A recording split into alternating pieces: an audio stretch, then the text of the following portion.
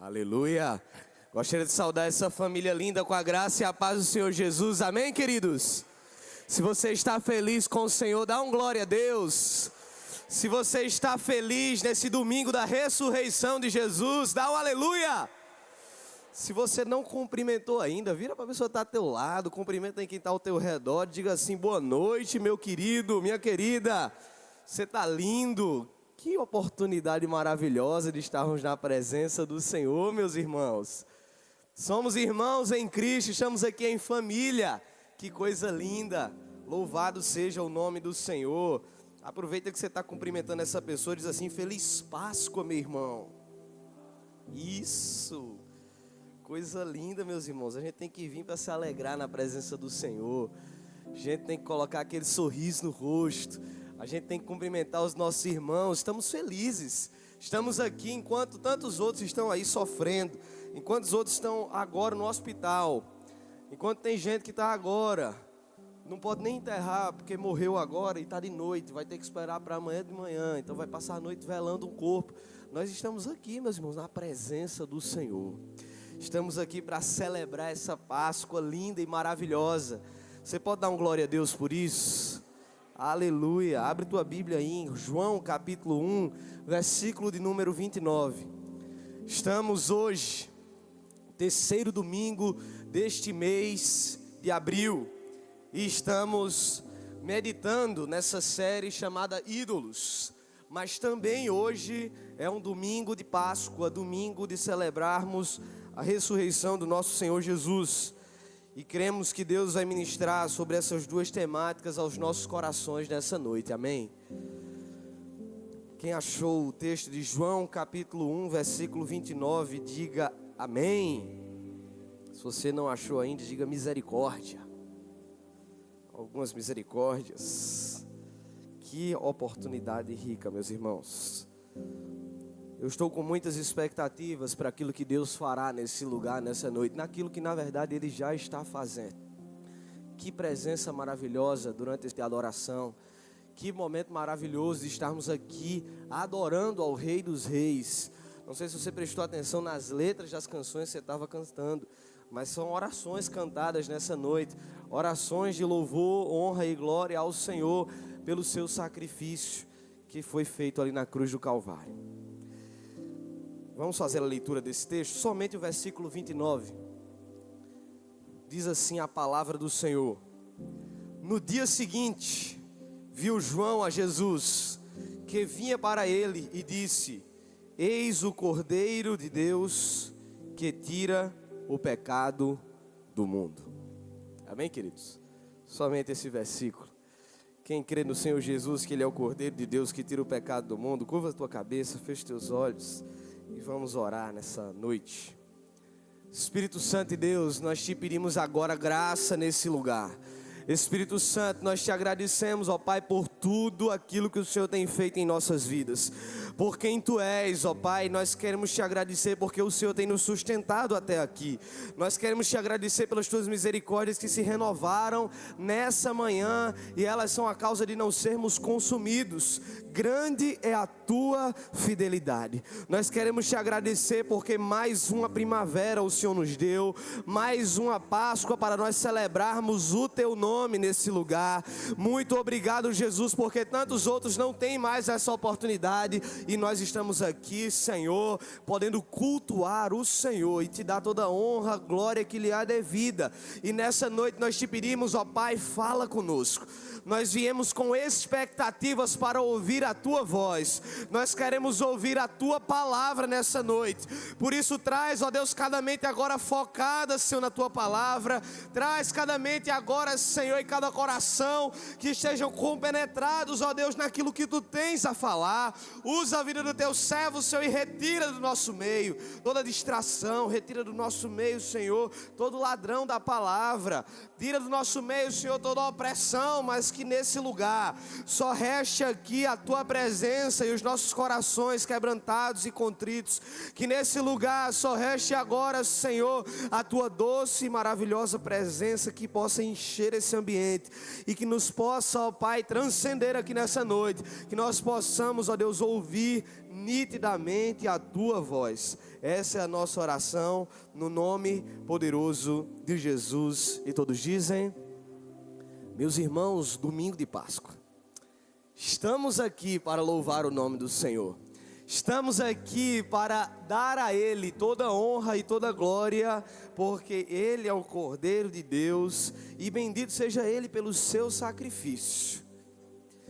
E quando a gente está falando de Páscoa, eu me alegro muito, porque nesses dias que antecedem a Páscoa, fica aquela expectativa, né? Infelizmente o mundo tem roubado isso, colocando chocolate no meio disso, colocando ovos de Páscoa no meio disso. Mas é mais uma tentativa de Satanás ludibriar o povo. Mas aqueles que são lavados e remidos pelo sangue do Cordeiro não serão ludibriados por essa mensagem capitalista do mundo, mas irão sempre se voltar para o verdadeiro sentido da Páscoa. Amém, queridos? Eu creio nisso, eu creio nisso. E a Páscoa é interessante nós nos voltarmos para a palavra do Senhor, aquilo que ela nos diz e também a história nos diz, para que a gente possa compreender mais sobre isso.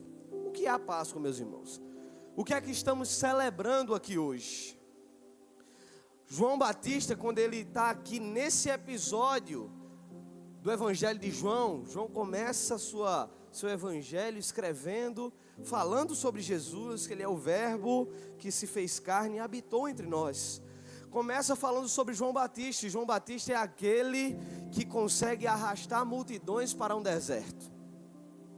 Talvez você já viu multidões serem arrastadas para uma vaquejada que fica longe da cidade. Talvez você já viu multidões serem arrastadas para festas mundanas que ficam nos arredores da cidade.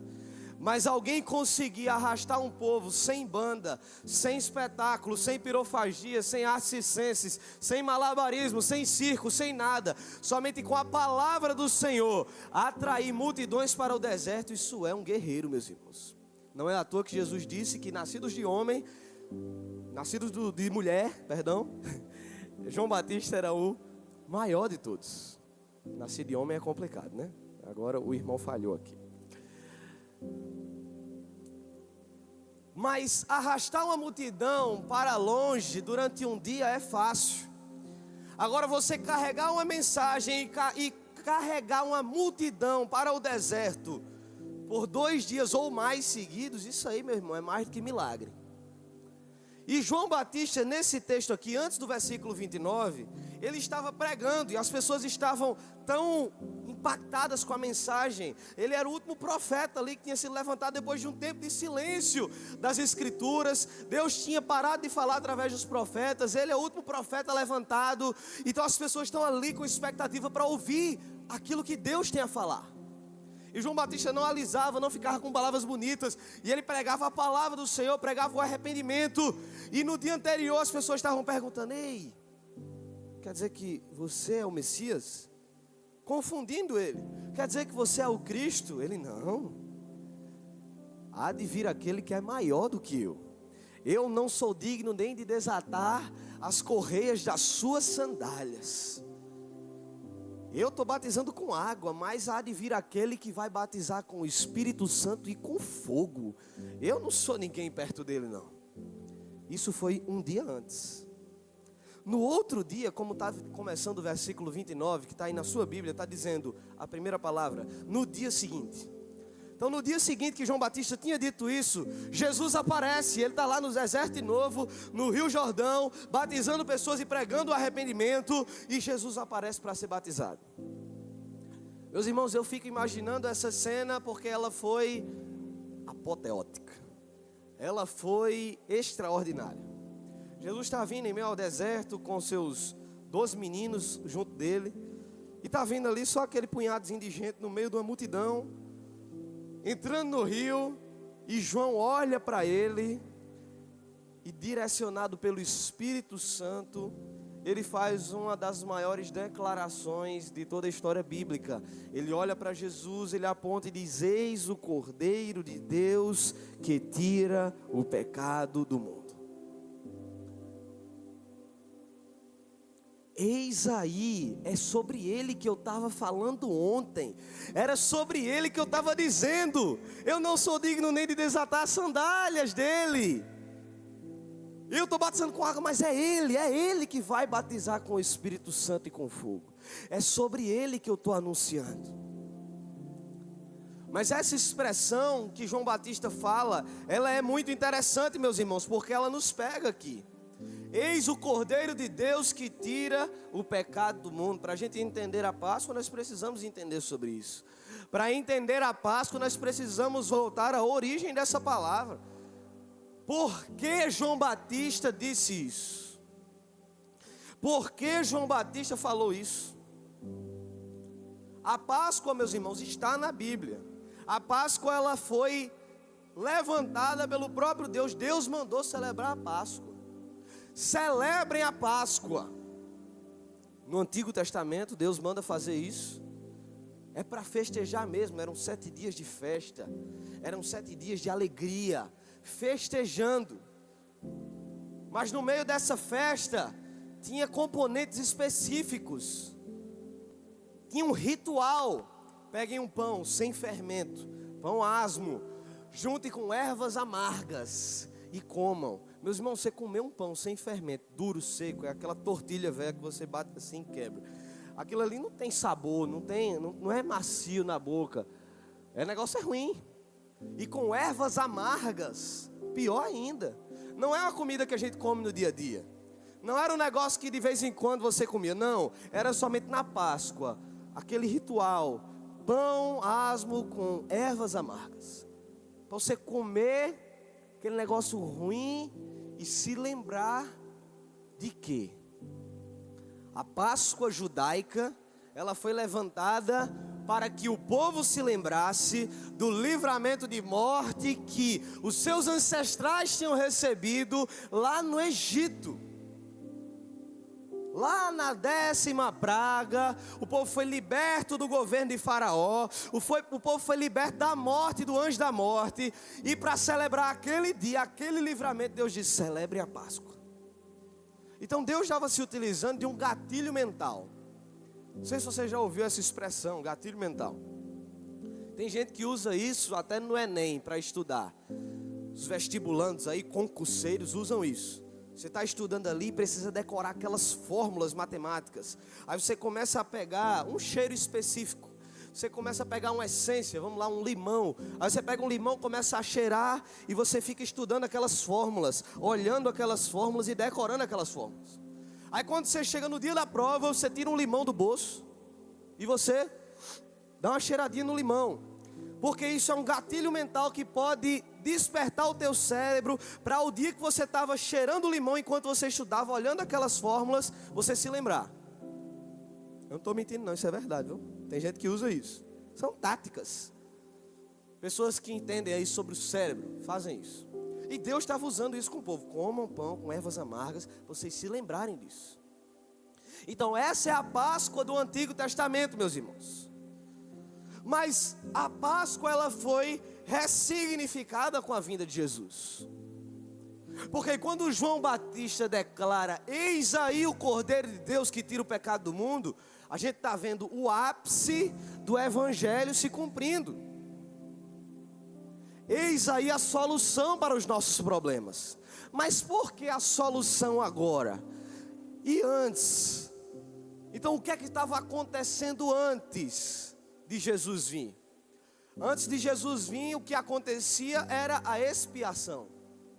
E o que é a expiação? Um animal era morto no lugar dos seus pecados. Mas a expiação, ela não resolvia o problema. Ela era parcial.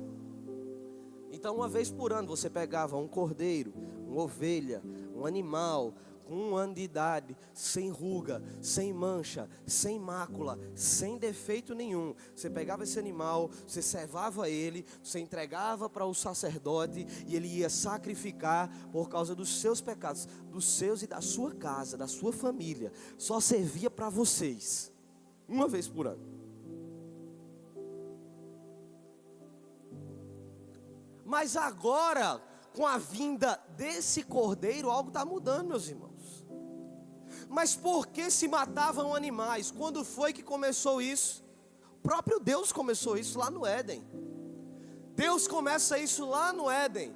Porque quando a gente olha a história de um panorama de fora, a gente vê que tudo para a gente faz sentido. O homem pecou, Deus manda Jesus para morrer pelos nossos pecados. Mas tudo isso aconteceu de maneira progressiva. Adão e Eva pecaram e passou-se anos até que Jesus viesse, Viesse para morrer pelos nossos pecados. Não foi tudo instantâneo. Senão Jesus viria lá no Éden mesmo, na hora. Mas a revelação de Deus, ela é progressiva. Mas lá no Éden, Deus, ele foi a primeira pessoa a cometer uma morte de outro ser no universo. Foi Deus que fez. Deus, ele mata um animal. Deus, ele mata um animal porque Adão e Eva tinham pecado, estavam escondidos lá nas árvores. Deus pergunta: Adão, cadê tu, Adão? E Adão está lá. Não, Deus, eu estou aqui. E por que você está aí, Adão? Vem para cá para falar comigo. Não, Deus, é porque eu estou nu. Mas quem te disse que você está nu? Você não sabia disso antes. Isso não era vergonhoso para você antes. Mas quem disse isso, Adão? E aqui a gente precisa se voltar, meus irmãos, para algo fundamental na nossa fé cristã. Quando Deus cria todas as coisas, quando Deus cria Adão e Eva, Ele cria todo um ambiente preparado, milhares e milhões de árvores, meu irmão. Tinha muita coisa, tinha muito pasto, tinha muita coisa para ele desfrutar. No meio dessa criação enorme e gigantesca, hectares e hectares de criação maravilhosa, todo tipo de árvore, todo tipo de fruto para ele comer. Tinha 2 árvores especiais lá, a árvore da vida, lá no meio do jardim. E tinha também a árvore do conhecimento do bem e do mal. E Deus disse: você pode fazer de tudo isso, mas dessa aqui não coma não. Às vezes a gente foca nisso, mas a gente não sabe o que é que a imensidão que Deus tinha para Adão e Eva desfrutar, junto com a criação, os animais, tudo aquilo.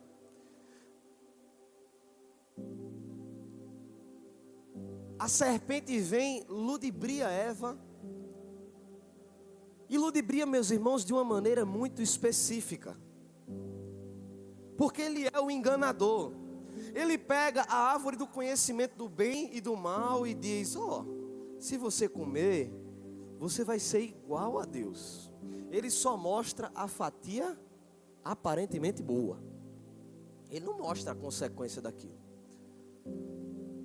Ele não mostra a desobediência que iria acontecer. Ele diz: se você comer, você vai ser igual a Deus. Mas Deus tinha dito: não coma do fruto, se você comer, certamente morrerás. Então era certo. Romanos 6,23, o salário do pecado é se você pecar, se você desobedecer, você vai morrer. Não era opcional não, era certeza. O justo juiz estava decretando: você vai morrer. Não coma desse fruto. Mas o nome da árvore, ela é muito específica, meus irmãos. É do conhecimento, ou da ciência, do bem e do mal. E o conhecimento, ele é uma arma, uma espada de 2 gumes. Ao mesmo tempo que ele pode ser edificante, ele pode nos amaldiçoar. Temos que ter cuidado com aquilo que a gente busca conhecer. Nem todo conhecimento ele serve para nós. Por quê, meus irmãos? Porque o reino de Deus, ele é sobre obediência. Nós estamos debaixo de um reino. Quando Deus cria todas as coisas, Ele coloca tudo em ordem. Tudo era muito bom. Ele colocou leis para que tudo acontecesse da melhor forma possível. E Ele disse: obedeçam. Enquanto Adão e Eva estavam sob o governo, sob a soberania de Deus, estava tudo perfeito, irmão. Ele desfrutava da presença de Deus todo dia, irmão. Deus caminhava com ele. Se ouvia os passos de Deus no jardim. Era perfeito. Por isso que a vontade de Deus, ela é boa, perfeita e agradável. Isso não é só depois da queda, não. É antes da queda, a vontade de Deus já era perfeita, irmão. Então estava tudo perfeito. O reino de Deus é sobre obediência. Eu queria que você gravasse essa frase aqui nessa noite. O reino de Deus é sobre obediência. Você pode repetir comigo? 1, 2, 3 e... O reino de Deus é sobre obediência. Não é à toa que o primeiro pecado foi o pecado da desobediência. Quando Eva come do fruto e Adão come do fruto, eles estão desobedecendo. E essa desobediência gerou consequências. Porque quando o homem teve acesso ao conhecimento do bem e do mal, o homem começou a entender o que era certo e o que era errado. Mas tem coisas, meus irmãos, que não é para a gente saber. Tem coisas que não é para a gente discernir. Tem coisas que não servem para nós. Isso era função de Deus. Deus era o detentor do conhecimento do bem e do mal, daquilo que era o certo e era errado. E a nossa função era somente obedecer. Não está sob o nosso governo nos julgar aquilo que é certo e errado. Só quem pode julgar é Deus. Não é à toa que a Bíblia diz: não julgueis para não serdes julgados. A gente não tem a capacidade de julgar. Nós nascemos para ser governados. Filósofos, estudiosos, historiadores e teólogos já disseram isso. Talvez com essas mesmas palavras ou com palavras diferentes. O ser humano, ele nasceu para ser governado. Isso é bíblico. Então, quando o homem ele tem acesso ao conhecimento do bem e do mal, primeiro é um conhecimento que não era para ele. Segundo, ele desobedece. Terceiro, ele começa agora, se eu acho que eu sei o que é melhor para mim, eu começo a fazer as coisas do meu jeito. Eu começo a fazer as coisas debaixo de um pensamento que eu acho que é correto para mim. Então, nesse momento, quando Adão e Eva pecaram, entrou agora 2 problemas da humanidade. E a gente geralmente olhava somente para um, que é o principal deles. O principal problema da humanidade é o quê? Com a desobediência, com o pecado, veio sobre nós agora a condenação. Se você pecar, se você desobedecer, você vai morrer. Então nós estamos agora condenados à morte. E por que nós? Porque Adão era a matriz reprodutora, ele era o protótipo, ele era o primeiro, que através dele todo mundo se torna igual. Então se Adão e Eva pecou, todo mundo a partir deles agora está no pecado, irmão.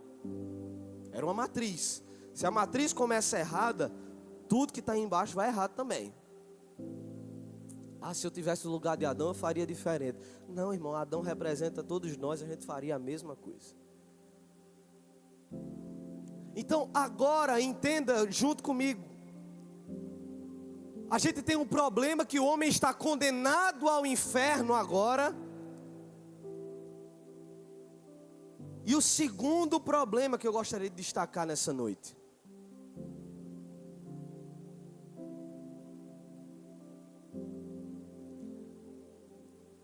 é que quando o homem desobedece e ele começa agora a se autogovernar, isso é um ídolo que foi colocado no lugar de Deus instantaneamente. Deus governava lá no Éden.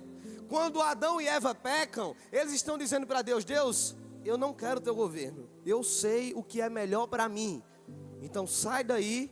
E eles colocaram um ídolo, que eu gostaria de chamar aqui nessa noite de hedonismo. que nas últimas semanas foi falado sobre ele.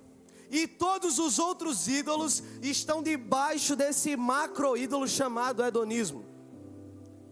Na primeira semana, Ranier falou sobre o controle.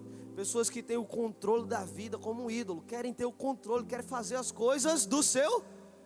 O que é isso? Hedonismo. Na segunda semana, pastor Jefferson falou sobre o ídolo da felicidade. E são discursos, meus irmãos, que são muito fáceis de nos pegar, porque eles nos ludibriam. São verdades que por um lado é verdade, são frases que por um lado é verdade e que por outro estão totalmente incoerentes. O que importa, meu irmão, é a sua felicidade. Você tem que ir atrás daquilo que você gosta. Aí o pai pergunta para o filho: meu filho, você está bem? Não importa. O que importa é você estar feliz. Pronto, está tudo certo. Como se isso justificasse tudo. O filho está lá nas drogas, o filho está lá no relacionamento de homossexualidade. Aí o pai: não, mas você está feliz? É isso que importa. Frases que nos pegam, nos ludibriam também, irmão, porque elas são frases que a gente acha que é verdade. E ao mesmo tempo elas estão totalmente incoerentes. O que importa não é a nossa felicidade. Nunca foi sobre isso.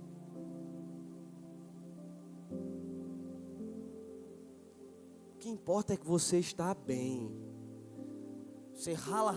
Você não trabalha para os outros, não. Você trabalha para você. Gaste com você. Porque você merece desfrutar disso. Frases perigosas, meus irmãos, dos nossos dias.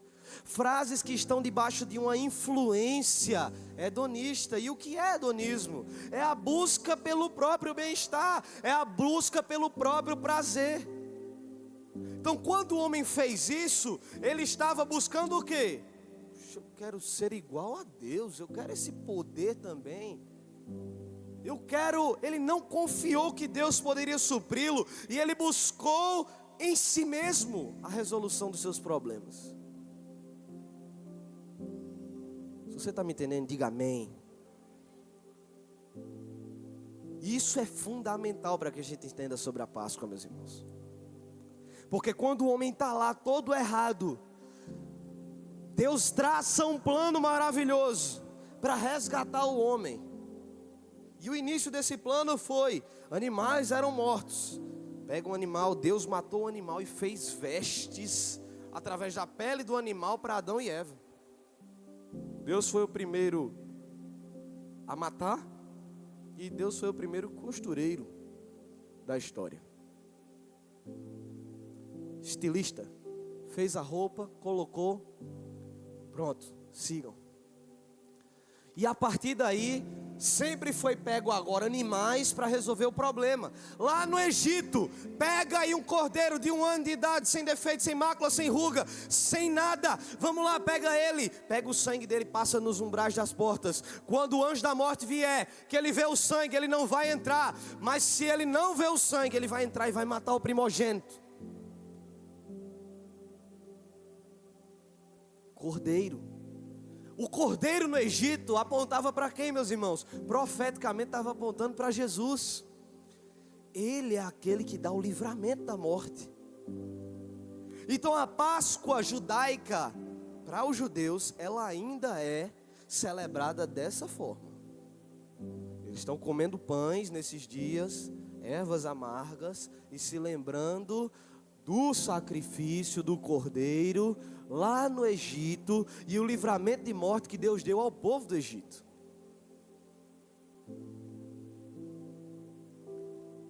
Mas a Páscoa, ela foi ressignificada. Nós evangélicos protestantes não cremos mais nessa Páscoa. Nós cremos agora em algo muito maior. Que a gente não está celebrando aqui a morte de cordeiros, de animais. A gente não está celebrando aqui somente que os nossos ancestrais foram livres da morte lá no Egito. Não, irmão.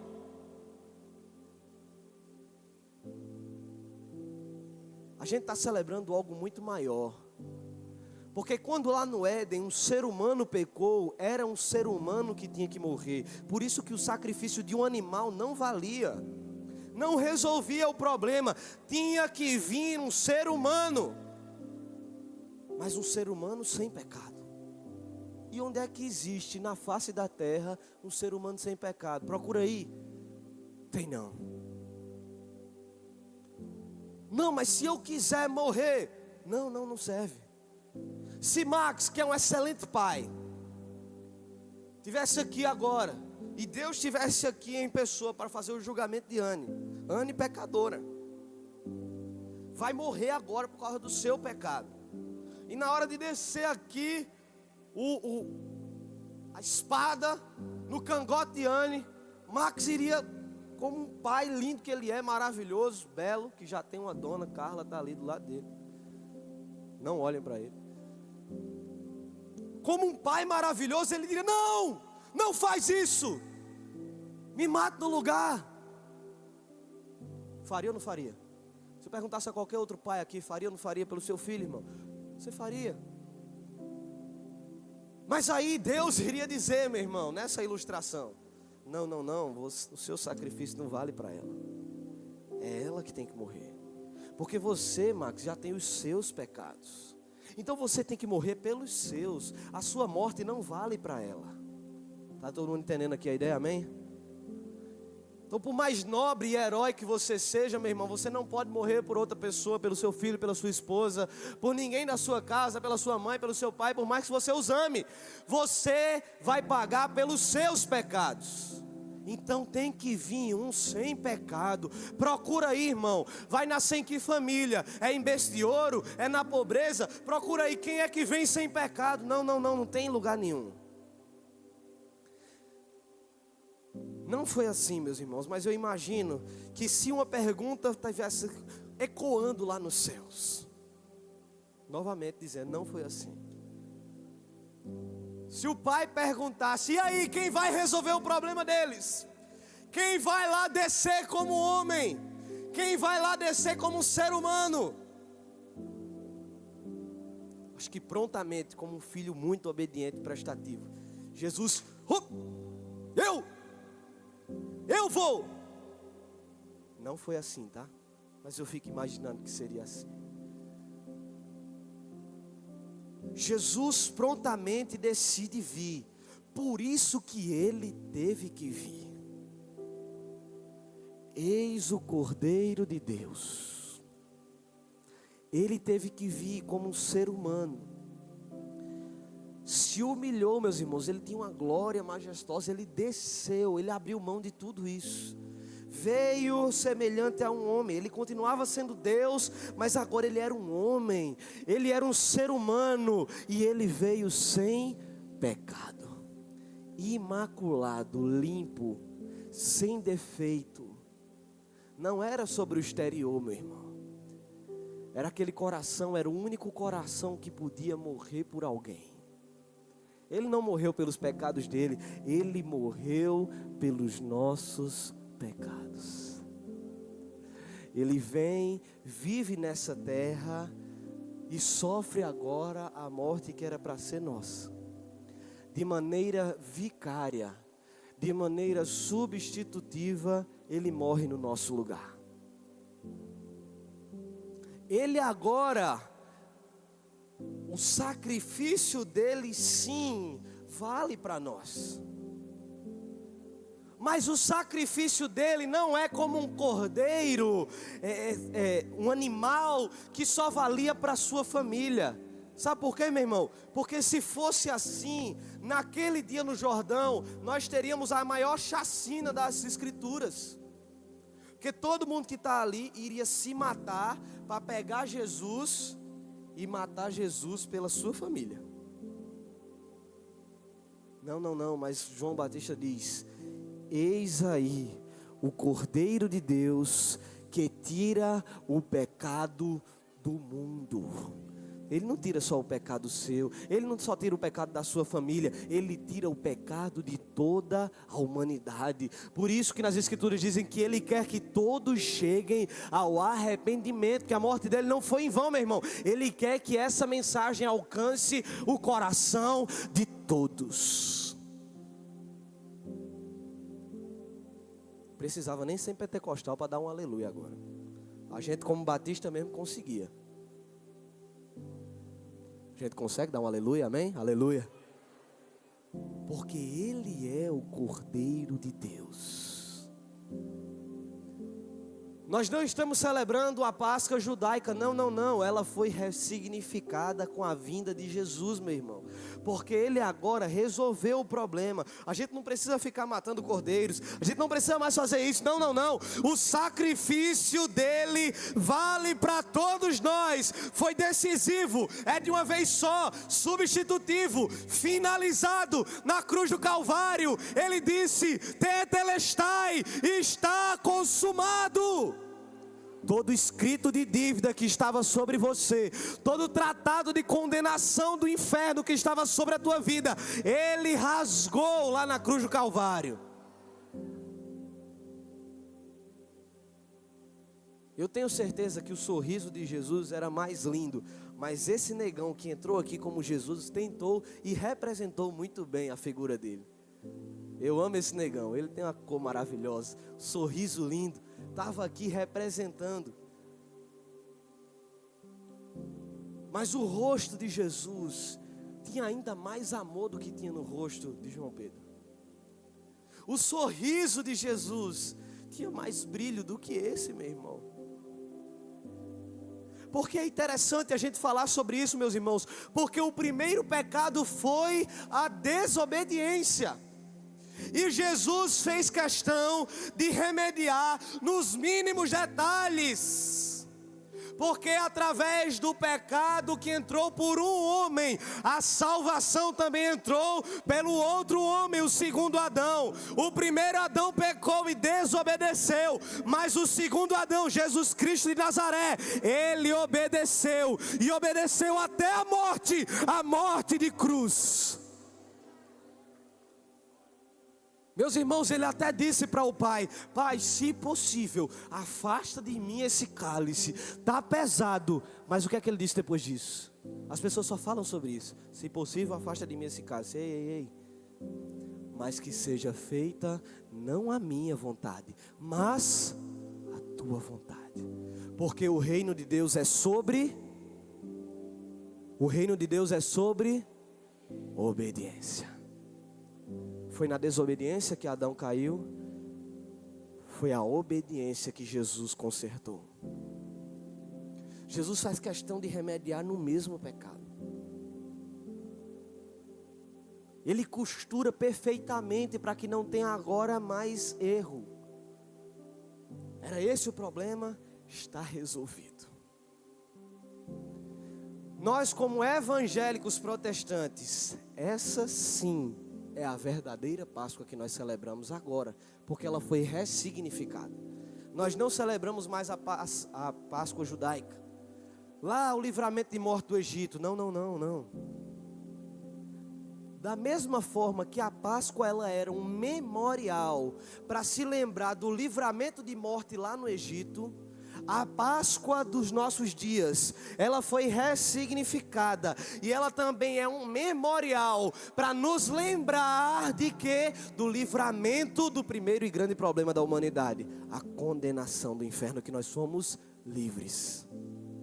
Por isso que a gente canta canções como aquela: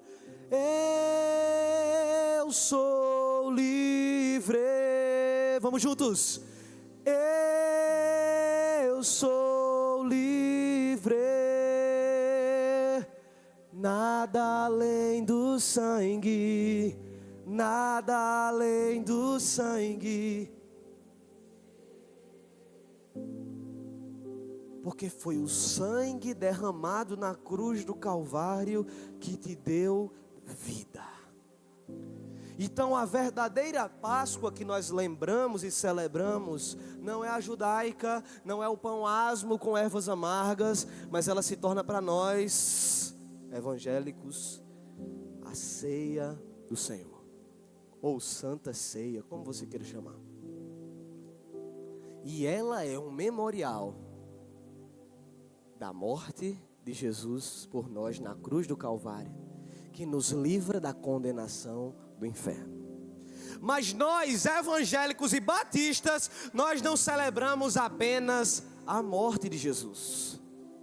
Porque se a gente só celebra a morte, e se Deus só tivesse morrido ali na cruz, a nossa fé era vã, meu irmão. Porque se Jesus morresse pelos nossos pecados, a gente ia adorar quem? Um Deus morto?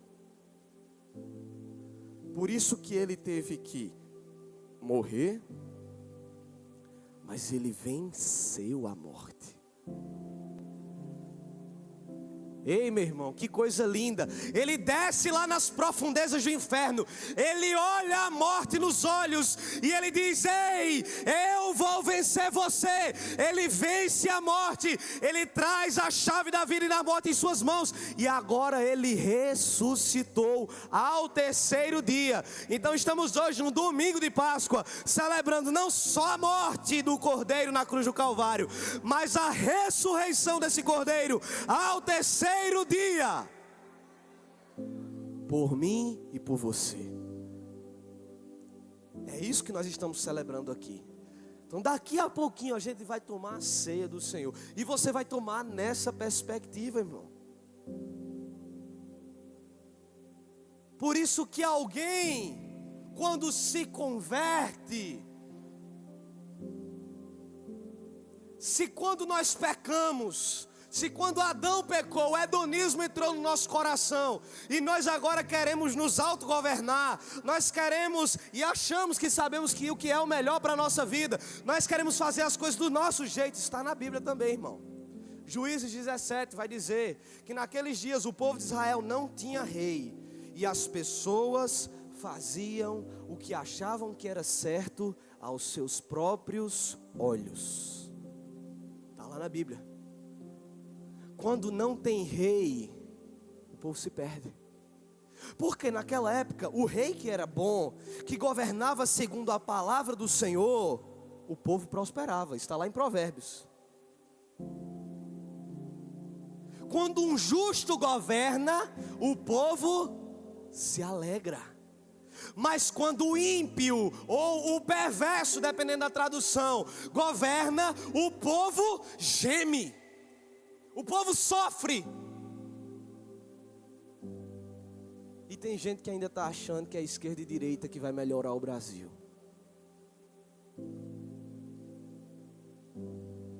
Para com isso, irmão. Para de colocar a tua esperança nisso. Pois eu não confio em carros nem em cavalos, mas a nossa confiança está no Senhor Jesus. Então, quando nós nos convertemos, quando nós entregamos nossa vida ao Senhor, a gente está dizendo o seguinte para Deus: Deus, eu tentei do meu jeito, eu estava me autogovernando, eu fiz besteira, eu estava morto, não deu em nada, foi a pior escolha que eu fiz da minha vida. Mas agora eu quero te pedir perdão pelos meus pecados, e eu quero que o Senhor venha ser o Senhor da minha vida. É isso que a gente está dizendo quando a gente se converte, ou é o que a gente deveria dizer. Hoje foi celebrado o batismo aqui de manhã, várias vidas que se batizaram, coisa linda. E o que é o batismo? Simbolismo de que a pessoa está morrendo para o mundo e vivendo para Jesus. E uma pergunta é feita antes de se batizar: você crê no Senhor Jesus como, no Senhor Jesus como seu único e suficiente Salvador? Sim. Mediante a sua pública profissão de fé, aí a pessoa é batizada. Porque ela crê no Senhor Jesus como seu único e suficiente Salvador. Então, quando nós nos convertemos, nós precisamos retirar o ídolo que foi colocado, imposto por Adão lá atrás, no nosso coração. A gente já nasceu com isso, irmão. A gente já nasceu com um coração hedonista. A gente é criado dessa forma. Nós, como pais, estamos educando e dizendo frases hedonistas para os nossos filhos sem perceber. Escolha aquilo que te faz feliz, minha filha. Escolha aquilo que te faz feliz, meu filho. Não, irmão. Cuidado com isso. Jesus não veio prometer felicidade. Felicidade é passageira. Ele tem alegria para nós. A alegria é duradoura e completa. Independente da circunstância, alegrai-vos, diz o apóstolo Paulo. Porque você pode ser alegre em meio à dor. Porque você pode ser alegre em meio às circunstâncias, mas feliz não.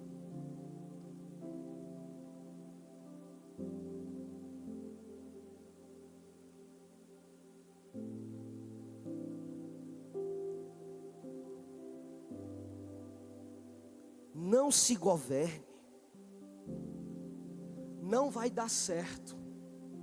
Não, Caio, mas eu acho, eu já sei o que é bom para mim. Não, irmão, não vai dar certo. Provérbios vai dizer para nós, 14:12. Há caminhos que para o homem parece direito, mas o fim desses caminhos é o quê? É morte, irmão. Então, reflita comigo, o que é que a Bíblia está dizendo? Debaixo de uma perspectiva hedonista humana, você acha que sabe o que é melhor para você. Você acha que o caminho que você tem que ir é esse. Para você faz muito sentido. 2 mais 2 é igual a 4. Vai dar certo, cara. Está certo isso aqui. Não tem chance de dar errado. Já deu errado antes de você fazer a conta, irmão. Porque as coisas de Deus não precisam fazer sentido para você. Porque o reino de Deus é sobre obediência. Deus não te chamou para o que tinha que fazer sentido para você. Era para você obedecer. Não fazia sentido para Adão ter uma árvore que não podia comer. Mas o Criador decidiu colocar uma árvore ali, irmão. E Ele faz do jeito que Ele quer. Mas não faz sentido se está aqui, rapaz. Posso nem dar uma beliscada, não? Não pode, Adão. Não, Adão. As coisas de Deus não precisam fazer sentido não, irmão. Ele derruba o homem do cavalo. Ele manda alguém se mergulhar 7 vezes no rio. Vai lá, mergulha 7 vezes que tu vai ser curado. Foi pregado aqui semanas atrás. Ele dá um cuspe na terra, faz uma lama e joga nos olhos da pessoa para curar. Faz sentido isso, irmão? Fale logicamente, faz sentido? Não, irmão, não faz sentido não. E para a gente tem que fazer sentido. Para a gente não precisa disso. Basta uma palavra do Senhor que Ele vai fazer. A gente quer sempre colocar Deus em caixas. Não precisa eu fazer isso. Não precisa eu levantar minha mão. Deus recebe a minha adoração do meu jeito. Não precisa me ajoelhar lá na frente. Deus escuta o meu pedido aqui do meu jeito. As pessoas quiseram se governar. As pessoas quiseram fazer do próprio jeito. Sabe o que Deus fez? Vocês querem viver do jeito de vocês? Pois vivam. Romanos 1 vai dizer sobre isso. A depravação da humanidade. Então Deus os entregou às suas próprias paixões infames. Romanos 1, 26 e 27. Porque até as mulheres mudaram o modo natural de se relacionar, contrário à natureza. Semelhantemente, os homens também, deixando o contato natural da mulher, se inflamaram mutuamente em sua sensualidade, cometendo torpeza, homens com homens, e recebendo em si mesmo a merecida punição do seu erro. Deus permitiu, irmão. Você quer viver do seu jeito? Pois viva. E a gente ainda quer culpar Deus. O filho está lá nas drogas, está lá no tráfico. Aí o filho morre. Aí a mãe fica indignada com Deus. Por que você deixou meu filho morrer, Deus? Puxa, o menino está nas drogas, está no tráfico. Então ainda pergunta, a culpa é de Deus, é? É muito fácil a gente colocar a culpa para Deus, né, meu irmão? Deus permite, porque se Deus não permitisse, não tinha livre-arbítrio, irmão. Se Deus intervisse toda vez que fosse dar algo errado na tua vida, isso não era nem o céu. Isso é depravação da criação, irmão. Ele permite, é livre, para que também seja livre o seu amor por Ele. Ele não quer forçar ninguém a amá-lo. Ele quer que seja voluntário. O sacrifício Ele já fez. Ele não vai fazer nada de especial de novo. O maior milagre Ele já fez. Aqueles que crerem em mim serão salvos. Aqueles que crerem no meu sacrifício serão salvos. O reino de Deus é sobre obediência. Ele é Senhor, meus irmãos. Ele é soberano. Mas tem como as pessoas estarem dentro da igreja, chamarem Ele de Senhor e não seguirem as suas ordens. Está lá em Lucas capítulo 6, versículo 46. Por que me chamais Senhor, Senhor, e não fazeis o que eu vos mando? Ou seja, meu irmão, no meio do povo de Deus tem o joio, Jesus já disse isso. No meio do povo de Deus tem aqueles que chamam Senhor, Senhor e não fazem o que Deus manda. Isso quer dizer o quê, meu irmão? Que no nosso meio aqui tem gente que precisa se converter porque acha que é crente, irmão. Não é porque você levanta a mão, não é porque você canta uma música gospel no seu dia que você é crente, não, irmão. Não é porque você chama Ele de Senhor que você é crente, não, irmão. Dizem as más línguas que crente até Satanás é. Mas o reino de Deus é sobre obediência. Aqueles que são verdadeiros cristãos são aqueles que obedecem ao Senhor. Quando você entrega a sua vida a Jesus, você está dizendo: eu quero fazer do teu jeito agora, Senhor. Eu não quero fazer mais do meu. Eu quero o teu governo sobre mim, Senhor, porque o meu não está dando em nada. Está todo mundo entendendo aqui? Amém? Essa é a verdadeira Páscoa. Você não veio aqui, meu irmão, para ouvir a historinha bíblica de novo. Você já conhece. A gente não precisa de Páscoa para pregar a palavra aqui. Toda semana se fala sobre Jesus, sobre o seu sacrifício. Há 25 anos essa igreja já prega o mesmo evangelho. O mesmo evangelho. Você não veio para ouvir a mesma coisa, não. Você veio, sabe para quê?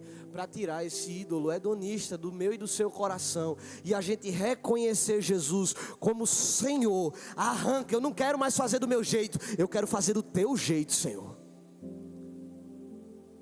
Porque isso está incrustado dentro da gente. Na escola a gente ensina isso. O que é que você quer ser quando crescer? Qual é o teu sonho? Quais os teus sonhos, os teus projetos? Se você tivesse R$1 milhão, o que é que você faria? É tudo sobre você, é tudo sobre como eu faria, o meu sonho, o meu projeto, os meus talentos. Não, irmão, não é. Isso é algo ruim? Não, não, não, irmão. É algo maravilhoso. Abrir mão da nossa vontade e dizer: Deus, eu quero que o Senhor seja Senhor da minha vida.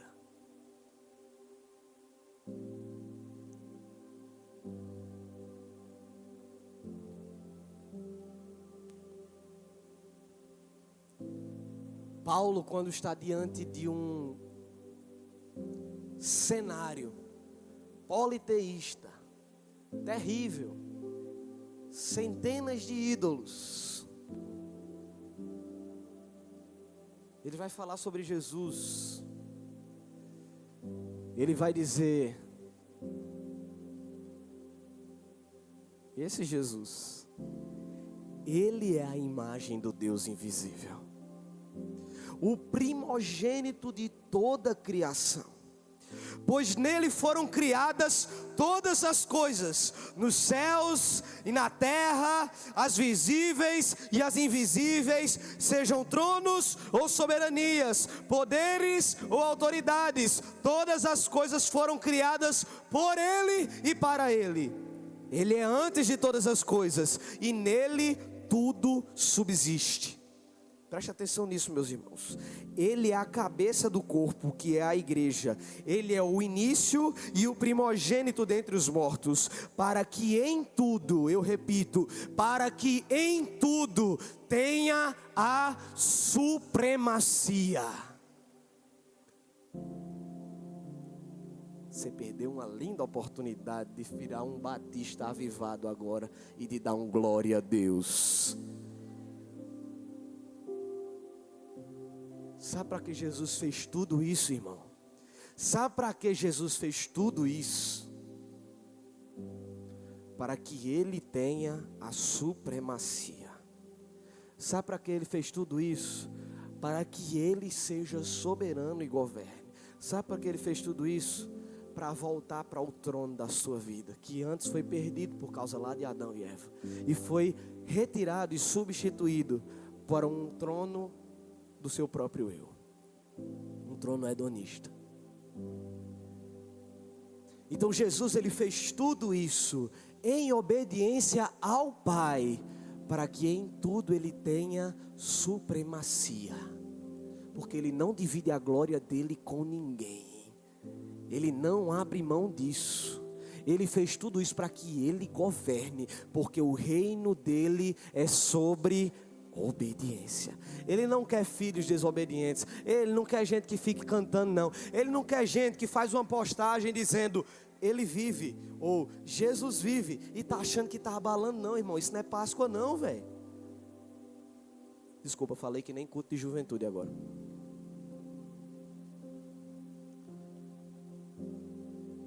Perdão por chamar os irmãos de velho.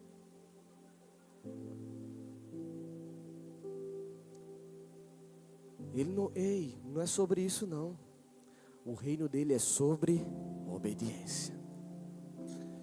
Tem gente que Jesus já pediu relacionamento. Esse relacionamento não me agrada, acaba. O reino de Deus é sobre obediência. Tem gente que Ele já pediu emprego. Tem gente que Ele já pediu sonho. Tem gente que Ele já pediu a poupança. Tem gente que Ele já pediu o carro. Tem gente que Ele já pediu a rotina que está errada. Não errada para você, irmão. Para você faz sentido a sua rotina ser daquele jeito. Mas para Ele, Ele quer a supremacia. Ele quer ter a primazia no seu coração. Não faz sentido vir para a oração da madrugada. Mas Ele está te pedindo isso, porque é para você, irmão. Então Deus escuta a minha oração. Eu faço meu devocional de 8 horas da manhã, está tudo certo. Não precisa 25 horas da manhã para a igreja. Não precisa fazer sentido para você, irmão. Ele só quer filhos obedientes. Se você está entendendo, dá um aleluia. Fica de pé no teu lugar, no nome de Jesus. O que fazer para um Deus desse, meus irmãos? Um Deus que entregou tudo por nós. Um Deus que se sacrificou por você. É meio complexo a gente falar sobre isso. Sabe por quê? Porque nós não temos a compreensão disso. Nós não temos. Então a gente vem para a igreja. Não, eu vou ouvir hoje uma palavra de Páscoa. E a gente entra na igreja, está lá, pregação, top, enfim, glória a Deus. E a gente volta para casa como se nada tivesse acontecido. Porque parece que a gente não compreende. Deus fez o povo comer ervas amargas para o povo ver se lembrava. Tentem lembrar, tentem sentir um pouco do que os ancestrais de vocês passaram. Se nós ouvíssemos o grito do povo de Israel naquele dia, o grito lá do Egito. Naquela noite, meus irmãos, o anjo da morte estava passando. Quem aqui já ouviu o grito de uma família dentro de um hospital que o parente estava morrendo na hora? Aqueles gritos desesperados. Quem já ouviu? Levanta a mão, por favor.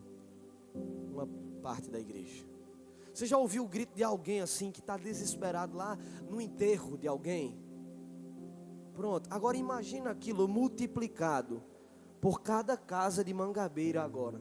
E todas as ruas de Mangabeira estão tomadas por gritos e choros estridentes de pessoas que estão lamentando a morte de filhos queridos primogênitos. E a gente não consegue, irmão. A gente não consegue compreender. A gente não consegue porque a gente está debaixo de um evangelho transgênero. Um evangelho modificado que foi influenciado pelo hedonismo dos nossos dias. E a gente não consegue compreender a dimensão do que Deus fez na cruz do Calvário. E Paulo, entendendo isso, ele ora pela igreja, ele diz: que vocês entendam o tamanho, a largura, a altura, a profundidade do amor de Jesus por vocês. E que nada vai fazer vocês serem separados desse amor. Foi uma entrega muito grande. O que fazer diante de um Deus desse, meus irmãos? Nós talvez estamos amando muito pouco esse Deus. E essa palavra hoje é para colocar um prumo na nossa vida. Você não veio para ouvir mais uma palavrinha de Páscoa, não. Você veio para cá direcionado pelo Espírito, para ter o seu amor alinhado com o coração de Deus nessa noite. Porque o próprio Jesus disse: quem muito é perdoado, muito ama. Então só quem ama muito o Senhor é quem tem a dimensão do que Ele fez na cruz do Calvário por você. E diante desse sacrifício, eu não tenho outra alternativa a não ser apaixonado por esse Deus. Você já viu alguém apaixonado por Jesus, irmão? Ei, a pessoa que é apaixonada, ele não é politicamente correto, não. Quem é apaixonado, ele não fica se importando com o que a pessoa do lado vai falar, não.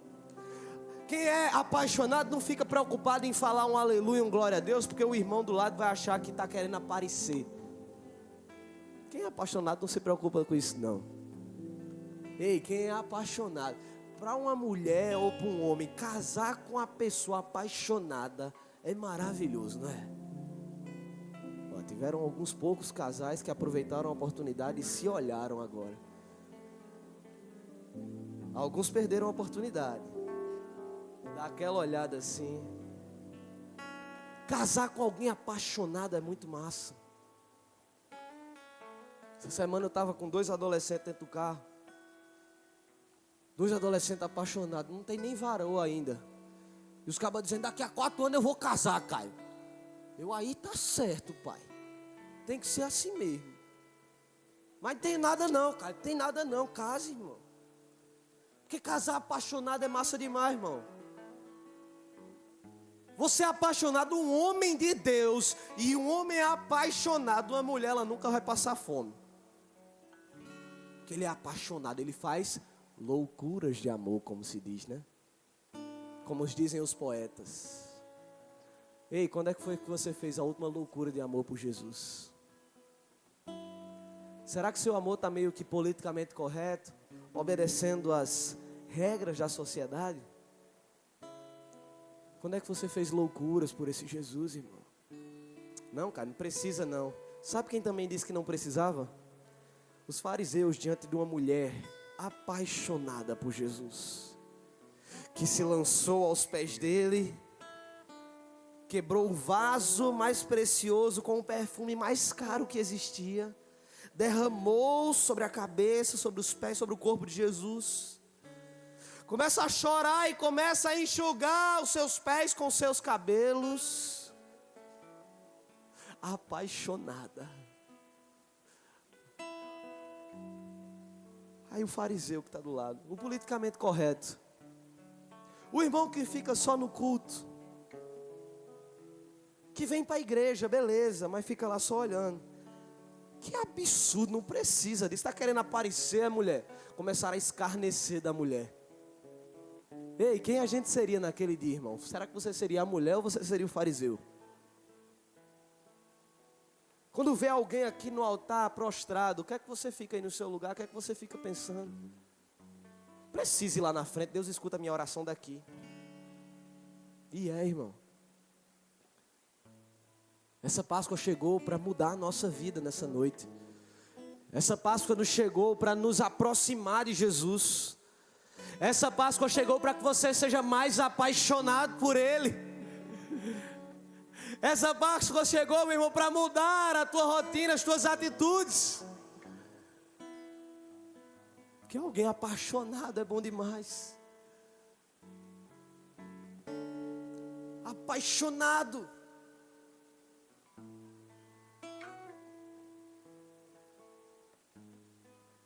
Aquele que tem os meus mandamentos e os guarda, os obedece, esse é o que me ama. Oh, irmão, precisamos amar mais ao Senhor. Precisamos romper com esse ídolo hedonista do nosso coração de querer fazer tudo do nosso jeito. A gente não vai cantar ela não, mas tem uma canção antiga que diz: eu quero me apaixonar outra vez, eu quero me desesperar outra vez, eu quero perder o sono outra vez, queimando de amor por ti. Coisa linda, meus irmãos. Ei, não deixa o teu amor esmorecer não. Não deixa o teu amor chegar na crise dos 3, dos 7, dos 10 ou dos 15 anos. Sei lá que crise é essa, irmão. Não deixa esse amor chegar não. Reacende a chama desse amor. Reacende a paixão nessa noite. Fecha teus olhos, começa a colocar a tua vida diante do Senhor. Começa a colocar o teu coração diante do Senhor. Começa agora a quebrar com esse ídolo. E começa a dizer para Deus: Deus, eu não quero mais fazer do meu jeito. Eu não quero fazer as minhas escolhas. Eu não sei o que é certo para mim não, Deus. Eu sei que eu estou errado e eu quero fazer a tua vontade. Eu quero olhar para ti. Eu quero nessa noite lembrar do teu sacrifício, da tua morte, mas também da tua ressurreição ali naquele dia por mim. Coloca a tua vida diante do Senhor, meu irmão, e se apaixona por Ele novamente. Se apaixona por Ele, se entrega a Ele nessa noite. Hoje é uma noite de alinhamento, hoje é uma noite de transformação, hoje é uma noite de quebrantamento, hoje é noite de Páscoa, hoje é noite de sacrifício nesse lugar, mas não o sacrifício de um cordeiro, o sacrifício de nós mesmos nesse lugar. Então sacrifique suas vontades, sacrifique sua vida e adore ao Senhor Jesus nessa noite. Eleve o seu coração ao Senhor nessa noite, renda a Ele toda a honra, toda a glória, todo o louvor nesse lugar, no nome de